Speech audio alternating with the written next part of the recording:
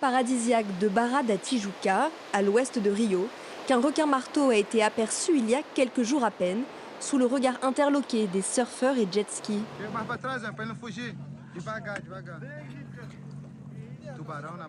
Un requin, ici à Barra da Tijuca. Moi qui habite ici depuis plus de 4 ans, je n'en avais jamais vu. C'est la première fois. Quelques jours plus tôt, d'autres habitants ont filmé des requins mako.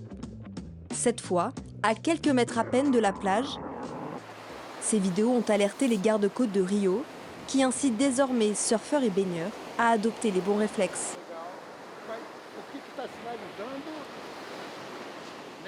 Ce drapeau, il signifie qu'il y a plus de requins dans ce secteur? Il ne va pas attaquer, non, je crois pas. Il peut se sentir nerveux près de vous, donc il faut rester calme. Il faut juste faire attention à ne pas aller surfer seul. Si on en voit un, il faut sortir de l'eau dans le calme. Mais ici, ils n'attaquent pas, ils sont les bienvenus. On invite les gens à ne pas aller dans l'eau avec des vêtements de couleur vive ou des bijoux qui peuvent refléter le soleil. Ça attire les requins. Évitez de se baigner dans des zones de pêche parce qu'ils cherchent à s'alimenter dans ces régions. À quelques kilomètres de la ville, voici les toutes dernières images capturées par les scientifiques.